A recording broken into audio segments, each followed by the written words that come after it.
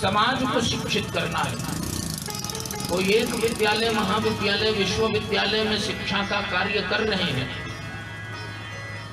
तो उनके पास बड़ा टफ काम है, टफ टास्क है।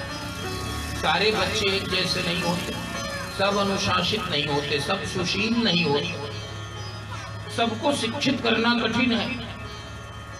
लेकिन पूरे समाज को शिक्षित करना, धर्म परायण बनाना, धर्मात्मा बनाना और उसे मोक्ष तक ले जाना, ये दायित्व है इस व्यासपीठ का, व्यासगति का। और ये दायित्व तभी पूर्ण होता है जब बृहस्पति और इंद्र दोनों की शक्तियां, दोनों की मेधा, दोनों की दक्षताएं एक साथ मिली हुई हो। और इसके बाद जब वह सूत प्रकट हुए यज्ञवेदी से, तो एक और अयोनिज आचार्य जो मातृकुक्षी से प्रकट नहीं, माता के हाथों पर ही प्रकट हैं, भगवदावतार हैं, भगवान के साक्षात अवतार हैं, उनका नाम है भगवान वेदव्यास। भगवान वेदव्यास ने श्री सूत जी को पढ़ाया। हमने कल निवेदन किया था, इतिहास पुराण वेदानाम पंचमो वेद, पांचवा वेद दिया। 4 वेदों के यदि अधिकारी ना मिले तो उनको ये पंचम वेद देना, ये डोज फेल नहीं होता, ये काम करने वाला डोज। अधिकारी अनधिकारी जो हो,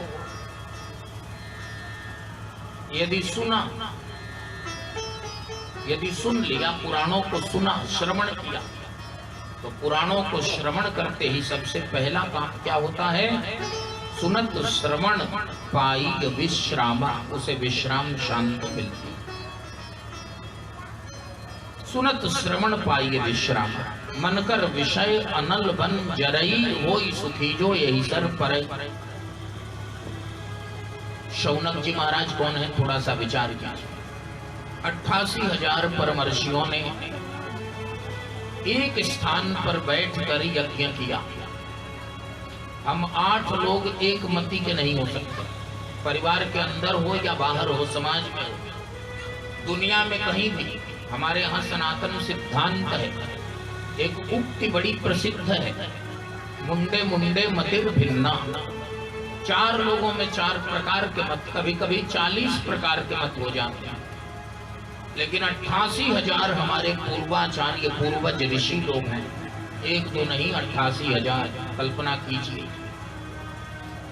और वे एक मति, सबका एक मन है क्या? नहीं नहीं, लेकिन सब लोक कल्याण के, धर्म प्रचार के, यज्ञ के, वैदिक सदाचार के और भगवान की प्राप्ति और प्रपत्ति के मत पर एक मत है। सभी सयाने एक मत, जितने बुद्धिमान हैं वो एक मत। ये काम जरूरी है। आज तो धर्म का विरोध करने वाले भी लोग हैं और धर्म का लाभ लेने वाले भी लोग हैं। एक मत उनका खुद में ही नहीं है, उनका जो है वो डिवाइडेड माइंड है, उनकी आपस में ही बटी हुई मस्तिष्क से वो काम कर रहे हैं, बटे हुए विचारों से चल रहे हैं, इसलिए देश को लाभ नहीं मिल रहा है। लेकिन उन परमर्षियों का एक मत, एक चिंतन था, और उसको पूर्ण करने के लिए सबसे पहले उन्होंने क्या किया? श्री ब्रह्मा जी के द्वारा निर्दिष्ट, उनके चक्र के द्वारा निर्देशित अत्यंत पवित्र स्थान पर नैमिषारण्य के चक्र तीर्थ में उन्होंने यज्ञ शुरू किया। पहले देश पवित्र हो, देश, काल और पात्र 3 का विचार करना चाहिए। काल माने समय, देश माने स्थान और पात्र माने लोग, उसके अनुसार ही फल होता है। और उसके बाद 88,000 परमर्षियों ने एक काम करने का निर्णय किया, वो काम है यज्ञ। वेद में किसी का विरोध नहीं, वैदिक परंपरा से यज्ञ करें। और तीसरा काम क्या किया? अपना एक नेता चुना। पुराण की शब्दावली में उसे वृद्ध कुलपति कहते हैं। हमारा नेता कौन हो? नेता कौन हो सकता है? नियते प्राप्यते अनिनेति, जिसके द्वारा लक्ष्य को प्राप्त करें उसका नाम है नेता। नी धातु होती है ले जाने के अर्थ में। जो सन्मार्ग को पर सबको ले जाए उसका नाम है नेता।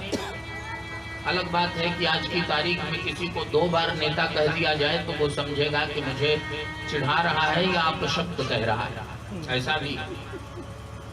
लेकिन नेता कौन है?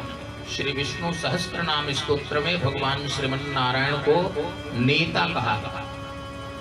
वो नेता हैं या फिर उनके स्वरूप जो संत हैं, गुरु हैं, आचार्य हैं, जो उनके स्वरूप का निर्देशन करते हैं, वो नेता है। जिसके द्वारा लक्ष्य की प्राप्ति होती है उसका नाम है नेता। जिसके द्वारा लक्ष्य से भटकाव मिल जाए वो नेता नहीं है। इसलिए कौन नेता हो हमारा? 88,000 ऋषियों ने विचार किया और 88,000 ऋषियों ने श्री शौनक जी को अपना नेता चुना। उसमें सबसे पहली कसौटी, क्राइटेरिया वो तय थे, निर्धारित थे। पहली कसौटी थी ज्ञान। शौनक जी महाराज ज्ञान वृद्ध थे, ज्ञान निवृत्त थे। स्मृतिकार आचार्य मनु ने कहा कि ब्राह्मण में ज्ञान की प्रधानता होनी चाहिए, क्षत्रिय में रक्षा करने वाले बल की प्रधानता होनी चाहिए, वैश्य में अन्यों का पोषण करने वाले, दान करने वाले धन की प्रधानता होनी चाहिए, और शूद्र में समाज की सेवा करने की प्रधानता होनी चाहिए, वह भावना होनी चाहिए। ब्राह्मण की पूंजी जो है वो ज्ञान है। यदि ब्राह्मण का भी और मूल्यांकन धन के आधार पर होने लगे, बल के आधार पर होने लगे, कुछ और आधार पर होने लगे, तो समझना चाहिए कि वैदिक मर्यादा को हमने तार तार कर दिया और समाज दूसरे रास्ते पर जा रहा है, दिशाहीनता की ओर बढ़ रहा है। ब्राह्मण को हमेशा ज्ञान से और प्रमुख मानना चाहिए। ब्राह्मण को ज्ञान से, शौनक जी में ज्ञान की प्रचुरता है, अधिकता है। दूसरा तप।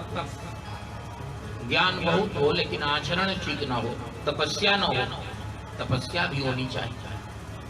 हमारा मत है, हमारे शास्त्रों का मत है, परमर्षियों का मत है, आचारहीनम न पुनन्ति वेदाः। जिसका आचरण हीन है, जो आचरण से शुद्ध नहीं है, उसको वेद भी पवित्र नहीं कर पाते। इसलिए एक और मत है, नीति का ज्ञानम भारः क्रियाम विना। जिसके चरित्र में ज्ञान नहीं उतर रहा है, क्रिया में नहीं उतर रहा है, वह भार है। ज्ञान कैसा है? भार है। गोस्वामी जी संकेत करते हैं, जो लगी लगन राम सो नाही, तो नर खर कुकर सुकर सम वृथा जियत जगमाही। 3 प्रकार के मनुष्य होते हैं यदि मनुष्य से गिर गए तब। पहला है खर। खर कहते हैं गड्ढे। खर माने गड्ढा। गड्ढा शुद्ध शब्द है, हमारे यहाँ अपभ्रंश बना देते हैं तो गधा भी हो जाता है। कभी कभी किसी को कहते हैं गधा, लेकिन संस्कृत में गद शब्द रोग को भी कहते हैं, और हा कहते हैं उसे हरण करने वाले। जो रोगों का हरण करता है उसे क्या बोलते हैं? चिकित्सक, डॉक्टर। डॉक्टर लोग क्षमा करेंगे, उनके प्रति पूरा आदर रखते हुए। गदम रोगम हा हन्ति, जो रोगों का हनन करे उसका नाम है गधा। समझ गए? तो मुझसे एक बहुत बड़े डॉक्टर ने एक बार कहा, इस प्रसंग में नहीं कहा, मैंने उनको पुष्ट किया, वो हमारे गुरु हैं, डॉक्टर एस.ए. नारिया साहब, पटना में बहुत ऊंचे डॉक्टर हैं, बिहार के नामी डॉक्टर हैं, पूरा देश विदेश उनको जानता है। और तब मैंने ये निकाला था, उन्होंने कहा, इतने खींच गए, उनके पास इतनी भीड़ थी, उन्होंने कहा भगवान जिसको गधा नहीं बनाते उसको डॉक्टर बना देते। इतना लोड है, बाहर निकलना मुश्किल, पेशेंट पकड़े हुए थे, बाहर जाते थे, सब दूर दूर के जाते हैं, बहुत नामी डॉक्टर, पद्मश्री डॉक्टर श्याम नारायण आर्य, एस.ए. नारिया, पटना। तो उन्होंने कहा कि जिसको भगवान, आज से 25 साल पहले उन्होंने कहा, तब की मैं बात बता रहा हूँ, अभी वो हैं, भगवान की कृपा से स्वस्थ हैं और लोगों को स्वास्थ्य लाभ देते हैं। उन्होंने कहा कि जिसको भगवान गधा नहीं बनाते उसको डॉक्टर बना देते। तो मैंने कहा कि गधा और डॉक्टर 2 नहीं है, व्याकरण के अनुसार एक ही है। तो बड़े खुश हुए। उन्होंने कहा कि मैं इसके पहले नहीं जानता था कि हम गधा ही है, हमने कहा बस आज जान जा। वो एक मिनट तो नहीं, एक बात है तो तिनते खर सूकर स्वान भले, कवितावली